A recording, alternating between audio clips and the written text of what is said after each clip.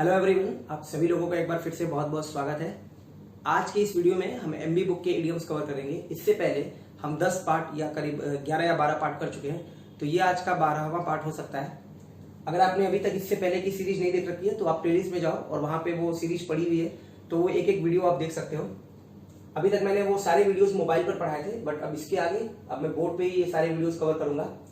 तो MB book में इससे पहले हमने डी तक कवर कर लिया था, ई वाले सारे इडियम्स है और एफ के भी कुछ इडियम्स स्टार्ट कर रखे हैं। तो एक एक इडियम्स को हम करके देखेंगे। जो लोग भी बिगिनर्स हैं वो पूरा इस वीडियो को देखें, वीडियो को आखिरी तक। तो वीडियो के आखिरी में आपको करीब 25 से 30 इडियम्स याद हो जाएंगे बहुत ही आसानी से, और आपको किसी भी बुक, किसी भी टीचर और किसी की जरूरत नहीं पड़ेगी। चलो स्टार्ट करते हैं आज का वीडियो। सबसे पहला हमारे पास है ईगल आई। ध्यान देना, कई बार ऐसा भी होता है इडियम्स में नाउन भी पूछे जाते हैं, बट उनका मतलब थोड़ा अलग होता है इस वजह से। जैसे ईगल आई है, वास्तव में ये पार्ट ऑफ स्पीच में क्या है? नाउन है। ये इडियम नहीं है, नाउन है। नाउन की तरह यूज किया जाता है। ईगल आई का मतलब होता है आपकी वॉचफुल आई, मतलब बहुत ही चौकन्नी निगाह, दैट इज कॉल्ड ईगल आई। जब आप बहुत आसानी से कोई भी चीज नोटिस कर लेते हो तो इसका मतलब आपकी आंखें कैसी है? बहुत ही ईगल की तरह है। तो ईगल आई, जैसे मैं बोलूं कि मेरे पिताजी की चौकन्नी निगाह से कोई नहीं बच सकता, तो no one can escape from my father's eagle eye. Clear हो गया? अगला है eat humble pie. Eat humble pie का मतलब होता है अपने किए के लिए माफी मांगना, टू अपोलोजाइज, एक तरह से माफी मांगना जो भी आपने किया हुआ है। मान लो मैं कह रहा हूं कि यदि मैं गलत होऊंगा तो मैं आपसे माफी मांगूंगा। If I am wrong I will eat humble pie, मतलब यदि मैं गलती करता हूं या मैं कुछ गलत करूंगा तो मैं अपनी बातों को के लिए माफी मांगूंगा। तो I will eat humble pie. Eat humble pie का मतलब होता है टू अपोलोजाइज या माफी मांगना। वैसे पाई का मतलब एक केक होता है, एक प्रकार का फ्रूट है ना, cake. Eat like a horse, बहुत ज्यादा खाना खाना। If somebody has eaten like a horse, it means उन्होंने बहुत ज्यादा खाना खाया है। He eats like a horse, तो वो बहुत ज्यादा खाना खाता है। She eats like a horse, तो वो बहुत ज्यादा खाना खाती है। इस तरह से ईट वंस वर्ड्स, इसका क्या मतलब होता है? ईट वंस वर्ड्स का मतलब होता है कि अपनी कही बात को वापस लेना। एक प्रकार से जैसे ये था ना ईट हम्बल पाई, अपने कहे के लिए शर्मिंदा होना, उसी तरह से ईट वंस वर्ड्स का मतलब होता है अपनी कही बात को वापस लेना। जैसे नवजोत सिंह सिद्धू ने एक बार कहा था कि सरदार असरदार नहीं है, मतलब मनमोहन सिंह के लिए कहा था। बट फाइनली जब उन्होंने कांग्रेस ज्वाइन किया तो ही फाइनली एट हिज वर्ड्स, मतलब अपनी बात वापस ले ली। उन्होंने कहा नहीं, यही सरदार सबसे असरदार है। तो ऐसी पोजीशन पे, ऐसी सिचुएशन में आप ये यूज कर सकते हो, ईट वंस वर्ड्स। अगला हमारे पास एल्बो रूम। देखो ये भी नाउन है, ठीक है। एल्बो रूम का भी पार्ट ऑफ स्पीच क्या है? नाउन। एल्बो रूम का मतलब होता है पर्याप्त आजादी, मतलब इनफ आपको फ्रीडम मिल रही है, इनफ स्पेस मिल रहा है। जैसे मान लो ये कमरा है, बहुत भरा हुआ है, इसमें पर्याप्त जगह नहीं है, तो मैं क्या कहूंगा कि मुझे एल्बो रूम की जरूरत है। एल्बो रूम मतलब पर्याप्त स्पेस की जरूरत है। यहाँ पे स्पेस नहीं है। आप कहीं डिनर करने गए हो, कहीं लंच करने गए हो किसी रेस्टोरेंट में, और वहां पे एकदम स्पेस नहीं है, तो बोलोगे I need elbow room. Elbow room का मतलब मुझे पर्याप्त स्पेस चाहिए यहाँ पे बैठने के लिए या फिर किसी भी काम के लिए। अगला है 11th आवर। 11th आवर का मतलब होता है बिल्कुल आखिरी समय पे। I submitted my assignment at 11th hour. 11th hour मतलब बिल्कुल आखिरी मोमेंट पे, जो बिल्कुल लास्ट मोमेंट होता है, उस मोमेंट पे अगर आप कोई काम करते हो तो you will use this idiom like I have submitted my assignment at 11th hour. Fiasco, fiasco का मतलब ही होता है फेल्योर, पूरी तरह से fail. End in a fiasco, my plan ended in a fiasco, तो जो मेरे प्लान थे वो पूरी तरह से फेल हो गए। एंड इन अ फिएस्को का मतलब पूरी तरह फेल होना। क्लियर है? नेक्स्ट है एंड इन स्मोक, कोई रिजल्ट ना आना। एंड इन स्मोक, काफी टाइम तक मैं बैठा रहा, सोचता रहा, but my efforts ended in smoke, मतलब कोई रिजल्ट नहीं दे पाया। मैंने बहुत प्रयास किया, I did a lot but my efforts ended in smoke, लेकिन वो कोई रिजल्ट नहीं दे पाए। इनफ रोप, लगभग इसी जैसा है, एल्बो रूम जैसा, बट इसका सेंस थोड़ा अलग है। इनफ रोप का मतलब होता है किसी काम को करने के लिए जो फ्रीडम चाहिए, that is called enough rope. Give me enough rope, I will prove myself, या I will prove my worth. मुझे पर्याप्त आजादी दीजिए, मैं अपनी उपयोगिता सिद्ध करूंगा।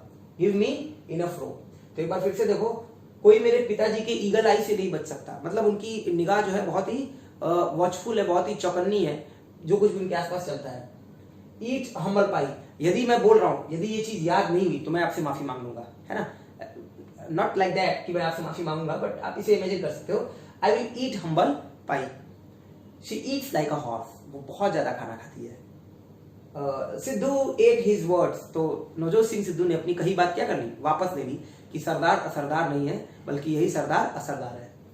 एल्बो रूम, इनफ स्पेस या फिर इनफ मूवमेंट। 11th आवर, बिल्कुल लास्ट मूवमेंट पे, that is called 11th hour. End in a fiasco, complete failure, पूरी तरह से फेल होना। अगर आपका प्लान है कुछ भी फेल हो जाता है तो that is and in a फियस्को। फियस्को अपने आप में एक नाउन है, ठीक है ना, इसीलिए आर्टिकल ए लगा हुआ, ये भी ध्यान रख सकते हो। तो फियस्को आपको सिनोनिम एंटोनिम में भी या वन वर्ड में भी आ सकता है। एंड इन स्मोक, तो बिल्कुल कोई रिजल्ट ना देना, produces yielded no result, yielded no concrete result, that is called end in smoke. Enough rope का मतलब पर्याप्त आजादी, गिव मी इनफ रोप का मतलब मुझे पर्याप्त फ्रीडम चाहिए। क्लियर है इतने? आगे देखो, ये जो एवरी इंच लिखा हुआ है ना, इसका मतलब होता है कि लाइक जैसे he is every inch a cricketer, मतलब पूरी तरह से क्रिकेटर जैसा है। क्रिकेटर नहीं है, मतलब बहुत काफी हद तक वो क्रिकेटर जैसा दिखता है। He is every inch a vampire, तो ऐसा नहीं कि वो वेम्पायर है, लेकिन लगभग कैसा है, वेम्पायर के जैसा है। उसी प्रकार से every inch a gentleman, my father is every inch a gentleman, मतलब मेरे पिताजी पूरी तरह से बहुत ही सभ्य है, बहुत ही शालीन है, बहुत ही जेंटलमैन जैसे हैं। एवरी नुक एंड क्रैनी, देखो नुक का मतलब होता है कोना, जो घर के कोने होते हैं उसको नुक बोलते हो, और क्रैनी का मतलब होता है दीवार में आपके, मतलब कहीं अगर होल टाइप का है छोटे छोटे तो उसको आप क्रैनी बोलते हो। एवरी नुक एंड क्रैनी का मतलब होता है हर एस्पेक्ट में, हर जगह पे, एवरीवेयर, मतलब अगर आप गॉड को खोजने जाओ ना तो भले ही वो आपको मिले नहीं, बट ये फैक्ट है कि he is in every nook and cranny, वो हर जगह व्याप्त है, एवरीवेयर है, ओमनी प्रेजेंट है। तो एवरी नुक एंड क्रैनी का मतलब हर एक पॉइंट पे, हर एक जगह पे। Clear? Every nook and cranny of this room is filled with rubbish या जंक, कूड़ा करकट, मतलब इससे भरा हुआ है। मान लो मैं ऐसे बोल रहा हूँ कि मेरा एक कमरा है और काफी कूड़ा करकट से भरा हुआ है, तो I can say that every nook and cranny of this room is filled with, और कुछ भी लगा लो।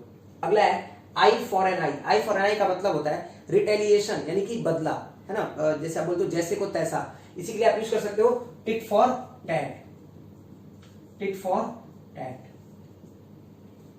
मान लो मैंने बोला उसने मेरे भाई को पीट दिया, तो अब मैं क्या करूंगा, मैं भी उसके भाई को पीटूंगा, और ये क्या है, this is an eye for an eye. यही है मतलब ऐसी पॉलिसी जिसमें आप जैसा जिसने किया उसके साथ वैसा ही बर्ताव करना, tit for tat. Eye opener, देखो अभी मैंने कहा था कि कई सारे इडियम्स में नाउन भी पूछ लिए जाते हैं, जैसे ये आई ओपनर है क्योंकि इनका मतलब थोड़ा अलग होता है ना, आई ओपनर है, आई वॉश है, तो ये दोनों नाउन है। आई ओपनर आंख खोलने वाला, आंख खोलने वाला मतलब कोई चीज को उजागर करने वाला। आज तक मैं कभी बाहर नहीं गया था, बट पहली बार जब मैं बाहर गया तो मुझे पता चला कि दुनिया के लोग ऐसे भी होते हैं। इससे पहले नहीं पता था कि कोई कितने पॉइंट पे धोखा दे सकता है। ठीक है, जैसे मान लो मेरी एक स्टूडेंट थी, तो उसने बताया कि वो पहली बार जब इलाहाबाद यूनिवर्सिटी में गई तो उससे बोला कि आप बैग यहाँ पे रखिए और फॉर्म लाइन में जाकर ले लीजिए। उसके बाद उसके बैग से 2000 रुपए निकाल लिए। तो ये जो मोमेंट था उसके लिए क्या था, आई ओपनर था। This was a real eye opener, this was a real eye opener. आपने बोला this was a real eye opener का मतलब ये उसके लिए बिल्कुल आंख खोलने वाला था, मतलब सच्चाई से उजागर करने वाला, that is called eye opener. And I wash का मतलब धोखा, जो उससे पहले उसने बोला था। जो भी आप कोई वादा करते हो, कोई प्रॉमिस करते हो, मान लो मैं बोल रहा हूँ कि मैं इस चैनल पे बहुत सारी चीजें आपको प्रोवाइड करूंगा, अब सारी क्लासेस चलेंगी और बहुत इधर उधर की बातें, और चलता कुछ नहीं है ना, हर दिन टीचर बदल जा रहा है, हर दिन कुछ ना कुछ होता रह रहा है, मैं दूसरों के साथ धोखा दे रहा हूँ, बच्चों का पैसा लेके रख रहा हूँ, तो ये सारी जो बातें ये सब क्या है, आई वॉश है। क्लियर? जैसे उस लड़के ने बोला कि आप जाओ और वहां फॉर्म ले लो लाइन में, मैं आपका बैग देख ले रहा हूँ, तो वो जो उसने बोला वो आई वॉश था। लेकिन उस बच्ची के लिए वो उस समय जो मोमेंट हुआ उसके बाद से वो सब कुछ क्या था, आई ओपनर, आंख खोलने वाला। नेक्स्ट है हमारे पास एथनिक क्लीनिजिंग। देखो कई लोगों का मानना है कि कश्मीरी पंडितों को कश्मीर से भगा दिया गया। तो इस तरह की पॉलिसी जहां एक मजबूत प्रजाति या जाति या कोई मतलब एक ट्राइब्स के द्वारा एक खास वर्ग के लोगों को हटा दिया जाए, तो that is called ethnic cleansing. समझ में आया? मान लो यहाँ पे किसी एक समुदाय का वर्चस्व हो और वो समुदाय दूसरे समुदाय को पूरी तरह से कंप्लीटली फोर्स करके उनको यहाँ से हटा दे, तो that is called this policy. ये जो पॉलिसी एक पॉलिसी होती है ऐसी, तो that is called ethnic cleansing. Clear? अगला हमारे पास एक्सक्यूज माई फ्रेंच। मान लो मैं क्लास में कई बार ऐसे बात करते टाइम कुछ ऐसा वर्ड निकल गया जो मुझे उस टाइम पे नहीं बोलना चाहिए था, वो उस टाइम के लिए अप्रोप्रिएट नहीं था, इनएप्ट था, इनएप्ट। तो मैं बोलूंगा एक्सक्यूज माई फ्रेंच एवरीबॉडी, मतलब प्लीज मुझे माफ कीजिए। इट मीन्स कि मैं आपसे माफी मांग रहा हूँ, अपोलोजाइज कर रहा हूँ, तो that is called excuse my French. जब भी आप कहीं की स्पीच दे रहे हो और आपसे कोई ऐसा वर्ड निकल जाता है जो आपको नहीं बोलना चाहिए था, तो वहां पे आप बोलोगे एक्सक्यूज माई फ्रेंच एवरीबडी, मतलब प्लीज आप सभी लोग मुझे माफ कीजिए, मैं ऐसा शब्द नहीं बोलना चाह रहा था। एक्सप्लोर एवरी अवेन्यू, अवेन्यू का मतलब होता है रास्ता। तुम्हारे पास सिर्फ एक ही रास्ता बचा है, या तो तुम मर जाओ और या तो तुम ये काम कर लो। तो मतलब आपके पास केवल एक ही एवेन्यू बचा है, ठीक है ना। एक्सप्लोर का मतलब होता है खोजना, तो एक्सप्लोर एवरी एवेन्यू मतलब हर रास्तों की जांच करना, मतलब हर संभावनाओं की जांच करना। मान लो आप कोई काम करने जा रहे थे और वो काम नहीं हो रहा, आपसे मैंने पूछा कि क्या तुमने हर तरह से देख लिया, तो आप बोलोगे आई हैव एक्सप्लोर्ड एवरी एवेन्यू, मैंने सभी संभावनाओं की जांच की बट मुझे कोई रिजल्ट नहीं मिला। तो एक्सप्लोर एवरी एवेन्यू का मतलब होता है हर रिजल्ट, हर पॉसिबिलिटी, हर संभावनाओं की जांच करना।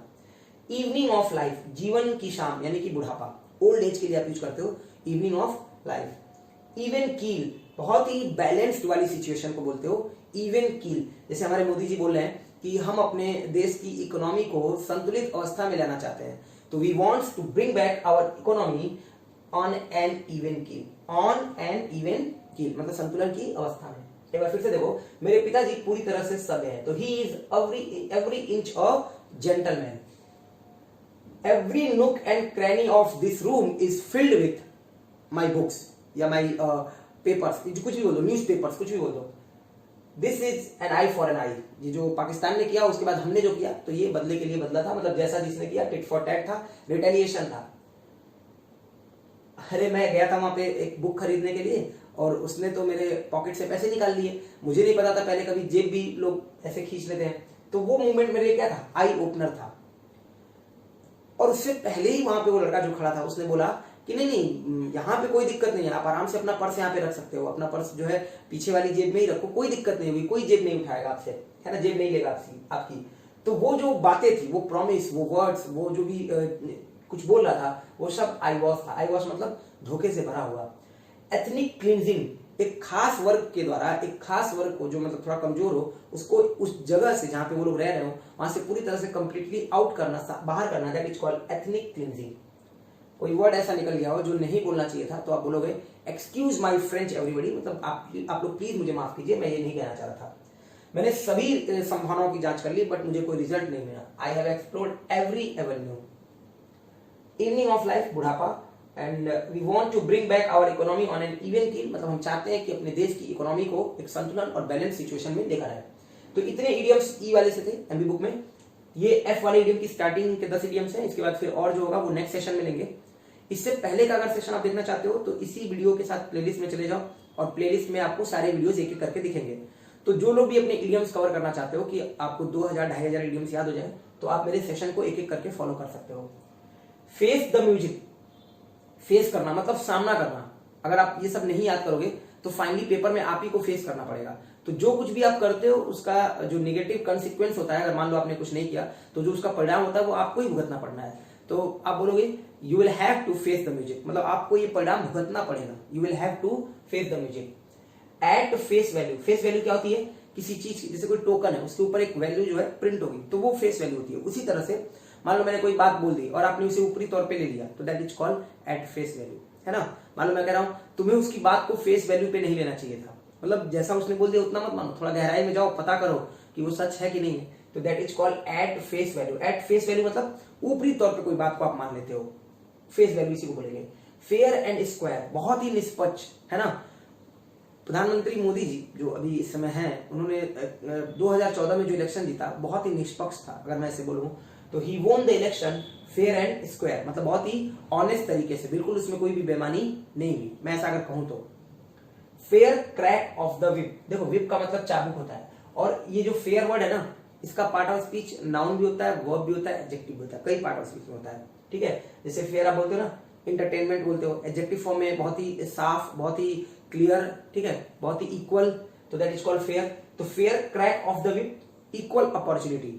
अगर मैं कह रहा हूं कि उन लोगों को इक्वल अपॉर्चुनिटी मिलनी चाहिए, सभी को, तो मैं बोलूंगा they should be given a fair crack of the whip. They should be given a fair crack of the whip का मतलब हो गया कि उन सभी को एक समान अवसर दिया जाना चाहिए उस कॉन्टेस्ट के लिए। क्लियर। नेक्स्ट हमारे पास फेयर वेदर फ्रेंड। तो इसमें देखो ये जो फेयर वेदर है ना, ये वास्तव में एडजेक्टिव है। फेयर वेदर मतलब मौसम के साथ बदलने वाला। फेयर वेदर फ्रेंड मतलब समझ गए, वो दोस्त जो जरूरत पड़ने पर आपके साथ नहीं होता है, तो वो क्या होता है, fair weather friend. A friend is need in friend indeed, आपने सुना होगा a friend in need is friend indeed, ऐसा सुना होगा ना कि जो जरूरत के समय काम आए वही सच्चा दोस्त है, अगर वो नहीं आता है तो वो कैसा है, fair weather friend. Fall back, पीछे हटना, रिट्रीट, फॉल वाले जो फ्रेजल वर्ब है मैंने करा रखे हैं, आप जाके देख सकते हो, तो वही से बनता है फॉल बैक, मतलब पीछे हटना यानी कि रिट्रीट, पीछे जाना।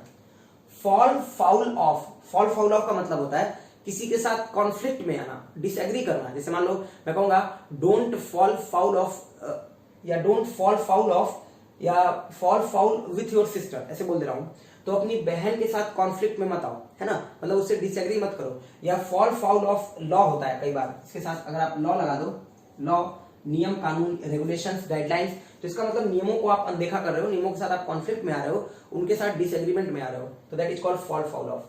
फॉल फ्रॉम ग्रेस मतलब नजरों से गिरना, मतलब ट्रस्ट खो देना। बहुत लोगों का मानना है कि जो अभी हमारे के पीएम है उन्होंने अपना ट्रस्ट खो दिया, जो पिछले 7-8 सालों में उन्होंने जैसा काम किया है एकदम से ट्रस्ट खोने वाला काम किया है, तो ऑलरेडी फॉल फ्रॉम ग्रेस, वो नजरों में गिर चुके हैं, ट्रस्ट खो चुके हैं। Fall into line, fall into line का मतलब होता है एकदम लाइन में आना, मतलब अनुशासित होना, डिसिप्लिन में आना, that is called fall into line. Fall short of, मान लो कि ये आपका टारगेट था यहाँ पे और आप क्या हुआ, यहां तक पहुंच के ही रह गए, ठीक है, इतना रह गए आप, इतना ठीक है, तो आप क्या हो गए, यू फॉल शॉर्ट ऑफ, समझ में आ गया। Fall short of your target का मतलब क्या हो गया, आप अपने टारगेट से थोड़ा सा रह गए। Fall short of your goal, तो इसका मतलब अपने गोल से थोड़ा सा रह गए। एक बार फिर से देखो, फेस द म्यूजिक, परिणाम भुगतना, एट फेस वैल्यू मतलब जो ऊपरी जो वैल्यू है उसके आधार पर, जो भी ऊपर अंकित वैल्यू है। फेयर एंड स्क्वायर, बहुत ही निष्पक्ष, बहुत ही ऑनेस्ट तरीके से।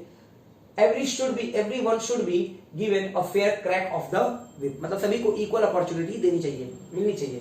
फेयर वेदर फ्रेंड, जरूरत का साथी नहीं है वो, मतलब जरूरत पड़ने पे वो काम नहीं आएगा, सुख का साथी और दुख में गायब। फॉल बैक, पीछे हटना, रिट्रीट करना। फॉल फाउल ऑफ, नियमों, फॉल फाउल ऑफ लॉ लिखा हुआ है तो नियमों की अनदेखी करना, नियमों के साथ कॉन्फ्लिक्ट में आना या किसी और के साथ। फॉल फ्रॉम ग्रेस, नजरों से गिरना, ट्रस्ट खोना। फॉल इनटू लाइन, अनुशासित हो जाना। और फॉल शॉर्ट ऑफ, अपने टारगेट से, अपने गोल से थोड़ा सा पहले रह जाना, मतलब उससे अचीव ना कर पाना, ठीक है, that is called fall short of your goal. Clear. अगर आप स्क्रीनशॉट लेना चाहो तो एक बार स्क्रीनशॉट भी ले सकते हो। चलो, तो उम्मीद है कि आपको ये सेशन पसंद आया होगा। काफी टाइम से ये सीरीज बंद पड़ी थी, लगभग 1 महीना हो गया था, बट फिर से मैं इस इडियम्स वाली सीरीज को स्टार्ट कर रहा हूँ क्योंकि आने वाले टाइम में आपके पेपर्स हैं, तो एमबी बुक के अगर मैं इडियम्स कवर कर ले रहा हूँ तो कम से कम एटलीस्ट एक बुक तो कवर होगी, इसीलिए मैंने ब्लैक बुक के इडियम्स नहीं उठाए पहले। अभी एमबी बुक के मैंने 10 पार्ट कर रखे थे, तो इसको पूरा कर देता हूँ। तो पूरे इडियम्स 1200 इडियम्स हैं एमबी बुक के, और 200-300 मैं अपनी तरफ से बता दूंगा, तो 1500 इडियम्स आपके कम से कम कवर हो जाएंगे इस पूरी सीरीज में। वन वर्ड आपका ब्लैक बुक से चल रहा है वो अलग से चलेगा। प्रीवियस ईयर वोकैबुलरी जो 2018 सीजीएल प्री है वो भी सीरीज अभी चालू हो जाएगी, 2-4 दिन से बंद पड़ी है, तो ये 2-3 क्लास आपको मिला करेंगी। अगर ये सेशन बढ़िया लगा हो तो वीडियो को एक बार शेयर कर देना, वीडियो के कमेंट बॉक्स में अपने सजेशन दे देना। आज के लिए इतना ही है, नेक्स्ट सेशन में फिर मिलेंगे। अपना ध्यान रखिएगा। आप सभी लोगों को बहुत बहुत धन्यवाद।